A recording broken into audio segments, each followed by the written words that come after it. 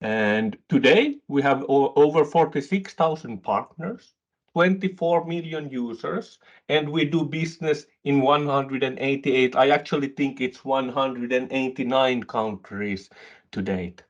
So basically worldwide business.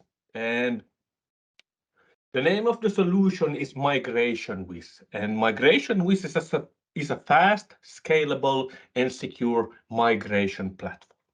And what can you migrate with Migration Wiz? You can migrate email from on-prem systems that we have a focus on today, but also from cloud to cloud. And to date, at the moment, globally, over 70% of all the migrations are cloud to cloud. But I know that in some countries, the cloud adoption rate is not that high. And in those countries, it might be possible to do some business with on-prem to cloud migration. And so we migrate email data, we migrate document data like OneDrive and SharePoint and Google Drive. We migrate personal archives. Uh, we also have automatic Outlook configuration tool, which I will talk about later on. We also support Teams, public folders, etc. This is an illustration of the cloud predictive suites that we currently are able to migrate. So basically everything from Microsoft 365 and everything from Google Workspace can be migrated to M365 or Google Workspace. And let's actually, I think this is a better one because this covers all the sources and destinations that we currently support.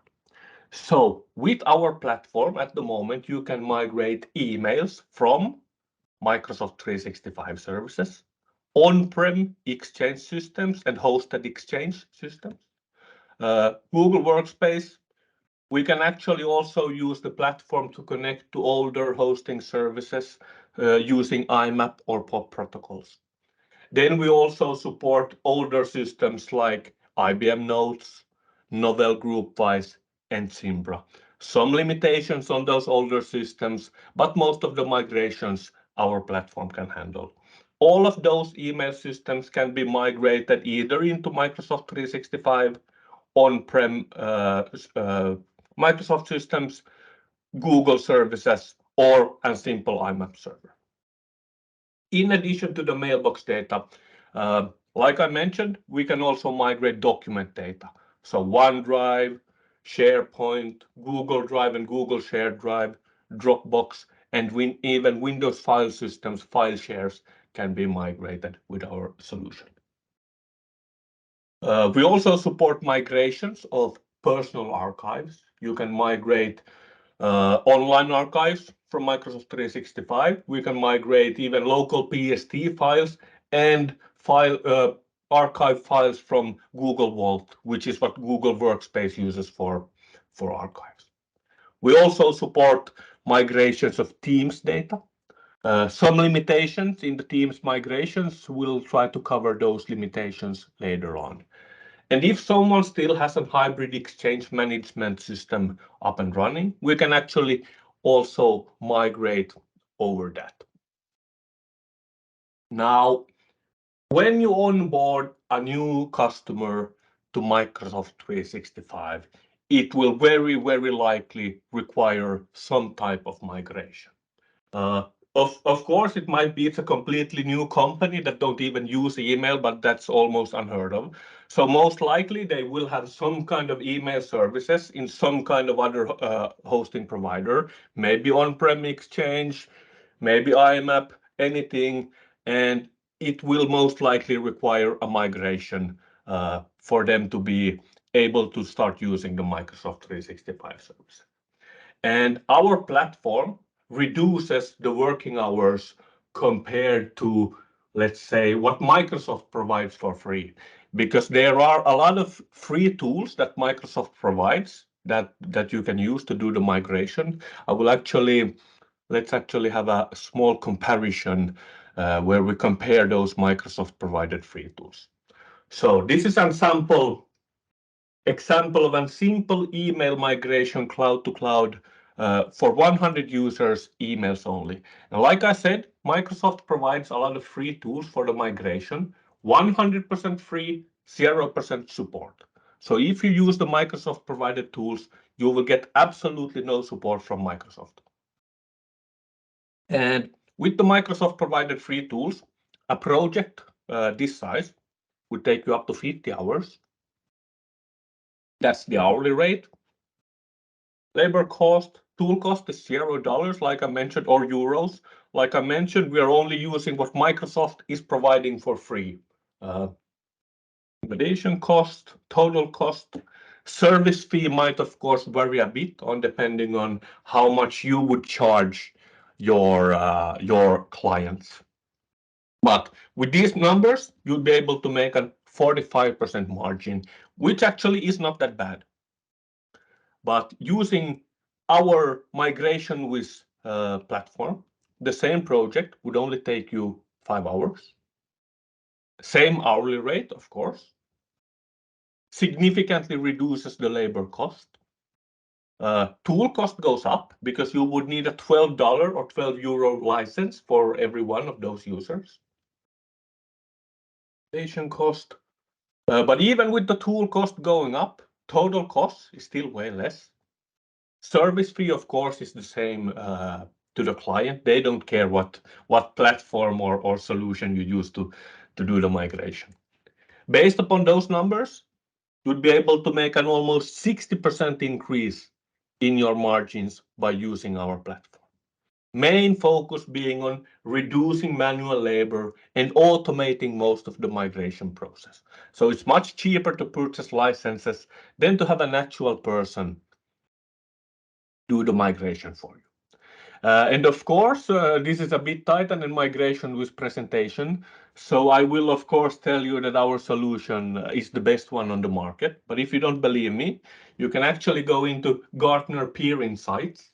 I think that's maybe the best way to compare our platform to our competitors. And you can go ahead and go into Gartner, and all these reviews have been made by already purchasing partners and clients. So, and we have a pretty good 4.7 out of 5 rating at the moment. Okay, common challenges without using migration with or a platform. So migrations can be a bit tricky. There are a lot of APIs, there are a lot of moving parts that need to be taken into consideration. We simplify that. So you don't have to deal with different complex interfaces. You just use our platform. You don't need to do much when you do an on-prem to cloud migration. There are some things that we need to do on the Exchange server. I will show them soon, but it's just a matter of disabling throttling and setting up a proper admin account. But other than that, nothing needs to be done on the on-prem side. And usually when you use the Microsoft provided tools, you will probably need some assistance. So there might be some professional services required. We do not offer professional services, but our platform is so easy to use that you should be able to do the migration yourself. There definitely is a small learning curve to the platform. So for the first migration and maybe even the second migration, you probably will require some assistance, but that's why I'm here for. And then I also have a team of 2 colleagues that will help you with the setting up of the projects. And yeah, so migration with us, you will probably have the easiest migration experience compared to a lot of the competitors, especially the Microsoft provided free tools. We are a very trusted solution, like I mentioned earlier, over 46,000 partners, and we're the industry leader when it comes to migrations. So most of the migration, we're the biggest player in the migration business at the moment. We have a lot of easily available documentation and support. I will actually cover those later on also. And we have one single solution and platform that can handle different workloads. And I think actually, let me just show the platform to you, show you how easy it is to set up a project and show you how the platform actually works live. I'm just going to go ahead and sign in here. There we go. Most important thing when using our platform by far is before you do a migration, you need to find the correct help center guide describing the migration. It's also very important that you read it before the migration and follow it during the migration. I'm just going to go ahead and show you. So we go back to the Help Center start here, and we're going to do a simple exchange migration here. So we're going to click on Mailbox Migrations, and we're going to select Migration Guides. Now, as you can see on this page, we have dedicated guides for everything from on-prem to cloud. So we have an Exchange to Microsoft 365 guide. We have a hosted Exchange to Microsoft 365, hosted Exchange to G Suite, hosted Exchange to hosted Exchange, and so on. So we have a dedicated guide for every possible scenario that you can think of. If you don't find a guide in our help center, which has almost 100 guides, it 99% of the time it means that we do not support that particular scenario. But for a simple on-prem to cloud to a M365 migration, this is the guide that you would want to follow. Let's just cover this a bit before we go into the live demo. The guide talks about some first-time stuff. All our guides include this, which items are migrated, and more importantly, which items are not migrated part. Really important for you before you even start the migration, that you are able to communicate to the client what can be migrated and what cannot be migrated. Then it covers some other stuff, and then preparing the source. This is all you need to do on the on-prem side when you set up the project. So let's have a look. So basically, you can do it in two separate ways. We can use delegated access. We always recommend using impersonation. So we go in and we run basically just one PowerShell script in the Exchange management. We can confirm access. We don't need to do that. We can also verify that the mailboxes are working before we start the migration. We usually skip this step. Then important step for the on-prem systems, we have to disable the throttling on the Exchange system. This is because the Exchange system has not been designed to do a migration. So if you don't throttle or if you don't disable the throttling on the server and you start a migration, the migration performance will be really, really slow. Especially the migration can take, what should take 2 days can take 2 weeks because of the throttling. So that's why it's really important to disable the throttling on the server before you start the migration. We have step-by-step guides for that. So it's really, again, 2 or 3 different scripts that you just need to run on the server. For the destination, a couple of things we need to do there also. We'll not cover them so much here. We need to activate modern authentication. We need to set up a global admin account with full access to all the email boxes so we can do the migration. Then we have to set up impersonation. Again, just following the guide, copy paste, pretty simple stuff. And then we set up full access. After that has been done, we can actually go and create the project inside of our platform. I'm just going to go ahead and click on Create Project. First step is we define the project type. We're just going to go ahead and do a mailbox project. Call it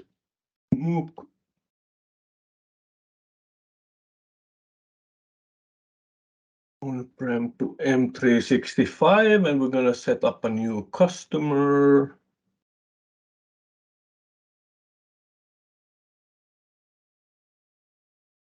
Like that, everything else can be left out. And after we create the customer, we need to create the source endpoint. I'm just going to go ahead and click on new.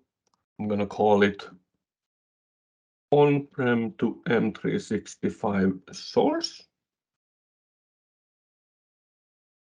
And after that, here we define the endpoint type. Now this is going to be an Exchange server endpoint, so we click on that. And all we need is the address. I'm going to put it in.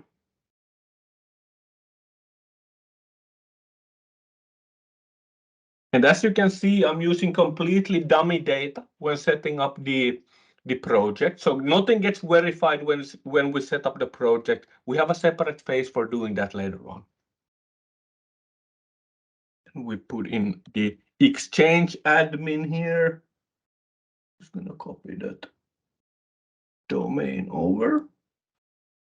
So this is the Exchange admin and its password.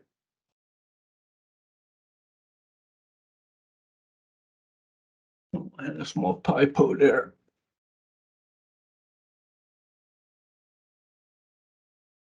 There we go.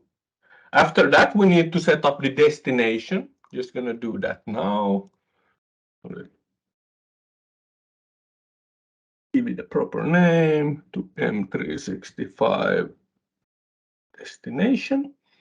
And for the destination, we're going to choose M365. And we really recommend using a global admin account in the destination. It is possible to do it without a global admin account, and you can set up a separate service account, but it needs to have full access to all the email boxes. If not, that would mean that we can do the migration, but just so we can add all the users to the project, in addition to the email address in the source and destination, we would also need the usernames and passwords. That means you would have to change the password for every single user before the migration.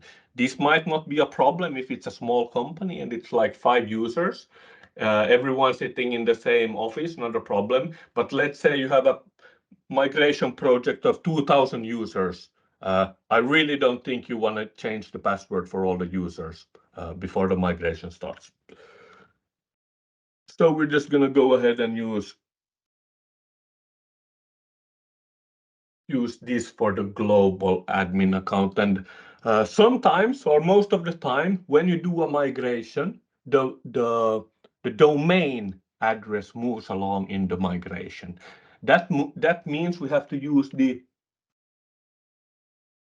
onmicrosoft.com UPN alias for the destination. Put that there.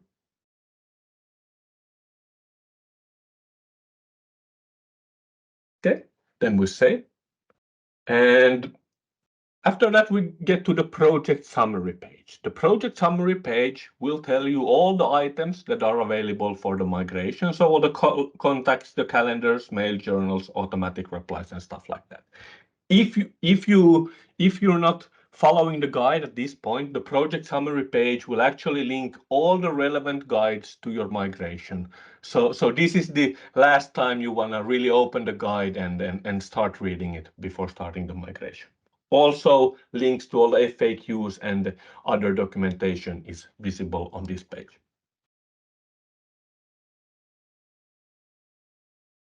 Next step is we add users to the project. We can use auto discover. Personally, I like to recommend using bulk add. With bulk add, you can download a sample CSV file, fill in the source email address and the destination email address. That's all we need. We don't need to use the usernames and passwords, and then you upload the file. If you already have the users in an Excel spreadsheet, let's say, you can actually just copy the whole column and paste it into this cell. It's an online form, so it would paste all the users all the way down here. So that's the easiest way to do. For this demo, I'm just going to use quick add to add one line item.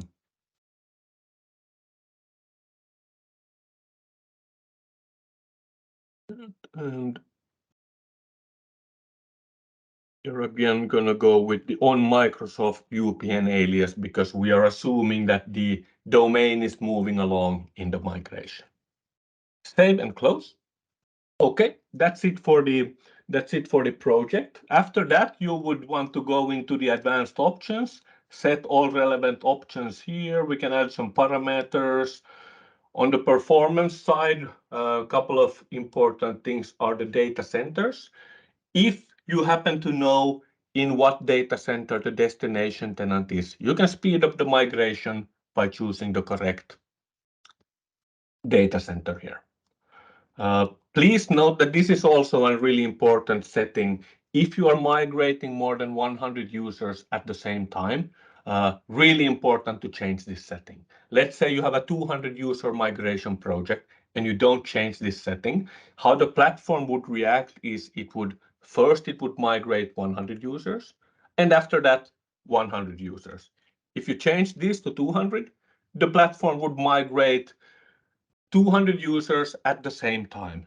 And the migration speed that we see in the Microsoft API, the average migration speed is 2 gigabytes per hour per user. So you can migrate all those 200 users at the same time, and they will migrate at the same speed, 2 gigabytes per hour per user at the same time. You're able to receive notifications during the migration for every successful item or maybe for every failed item. With the filtering, we can do some more advanced stuff. With the folder filtering, we can include specific folders. We could exclude specific folders. We could migrate email data only from 2016 to 2019 if there's a need for that. We can migrate emails straight into an online archive if there's a need for that.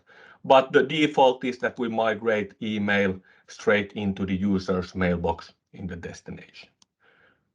Other than that, I think it's pretty much complicated stuff that we don't need to have a look at right now.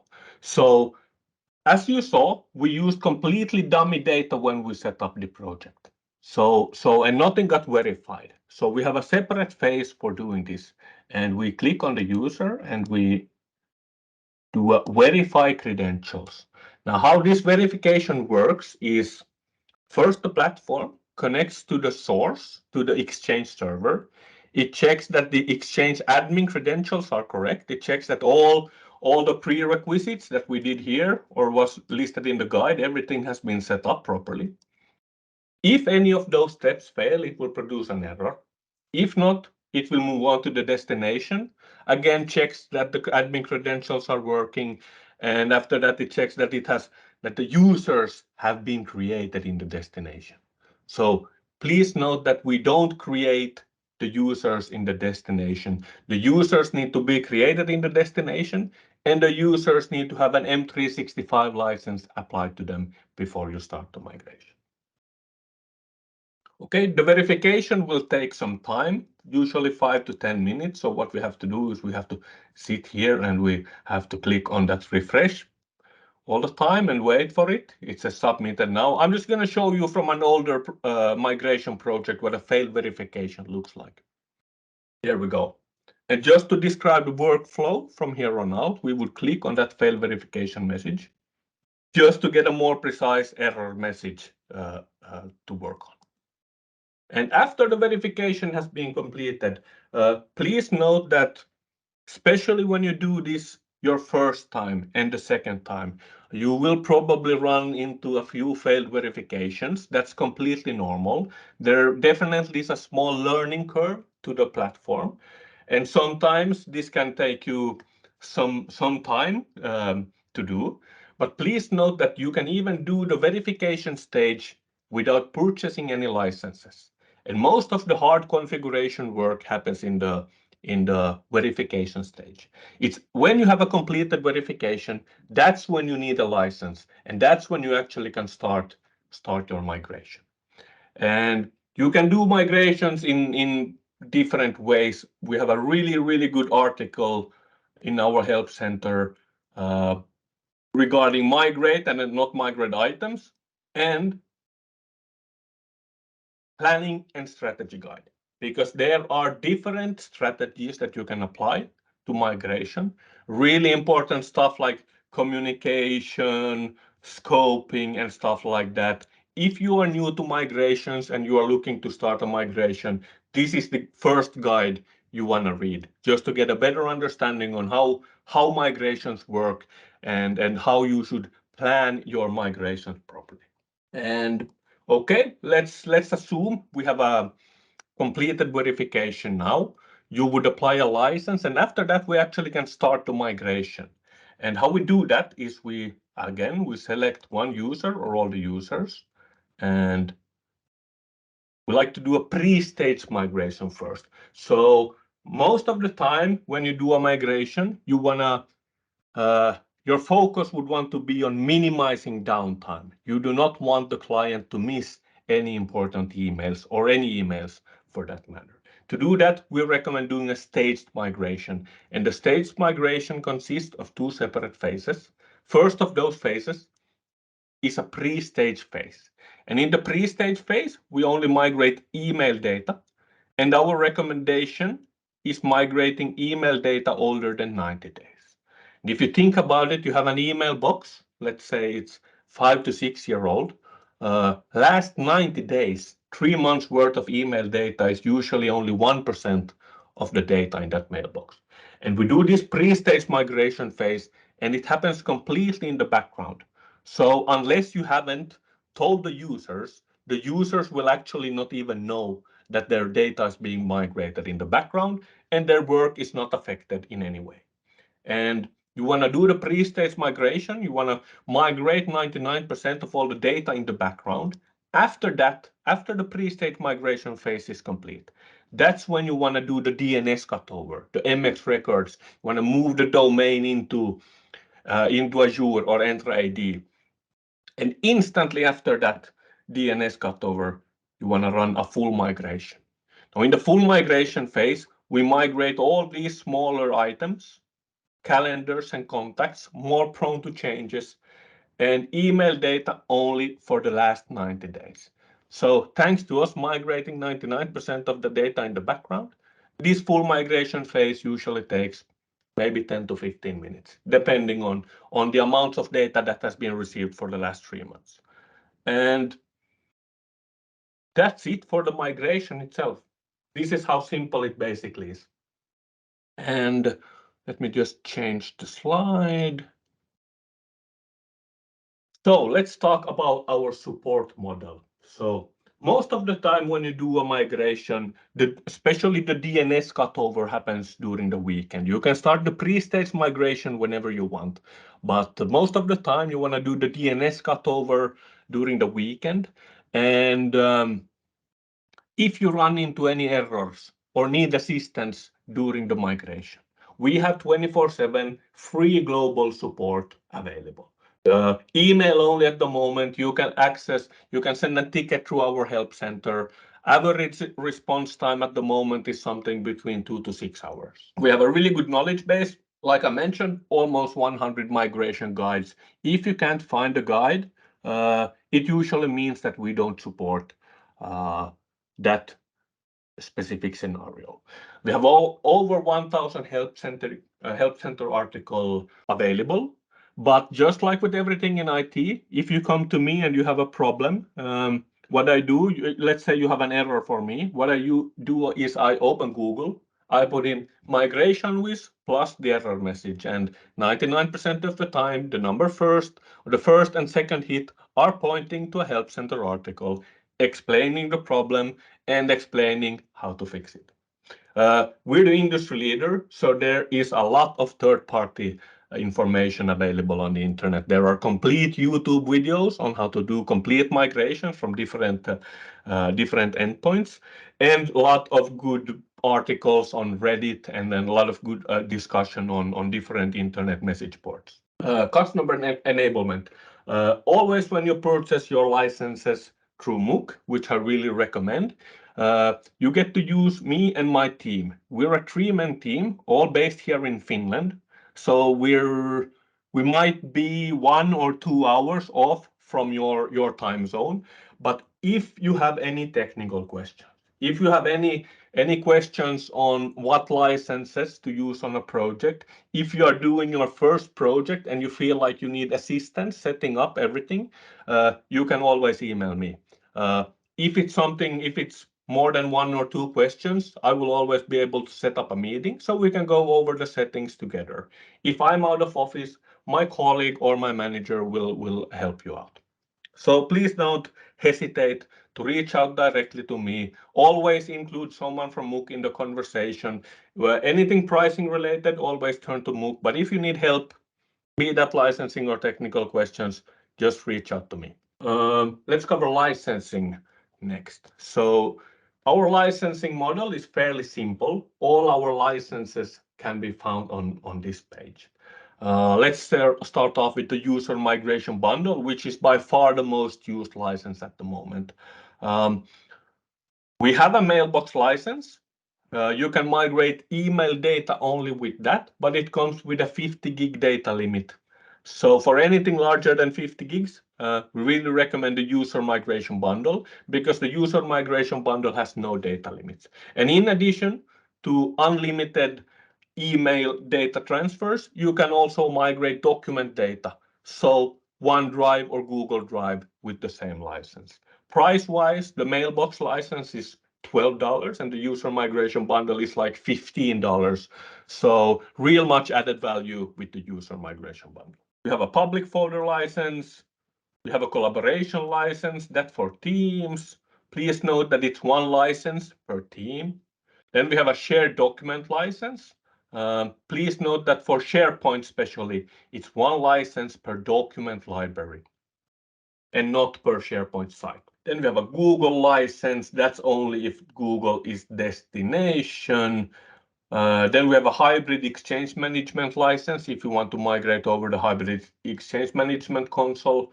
And then we also have EDU and non-profit licensing available. In addition to that, we also have a learning and certification platform. I will actually, Maria, if it's okay, maybe you can include this link in your follow-up email, just so if any of the participants are interested in doing our learning and certification platform. Pretty simple stuff. And for the completion of the certification, you actually get 10 free user migration bundle licenses. So $150 worth of licenses. And this is not per company. This is for every single user from your company that goes and does this learning and certification platform. It will take you 60 to 90 minutes to complete. And like I said, it's pretty easy. So a very good way for you to get some free licenses. And that's it for me. Like I mentioned, for any questions about licensing or technical questions, just reach out to me directly. Or if you don't have my contact information, you can always reach out to MOOC and MOOC will loop me into the conversation and we will just take it from there.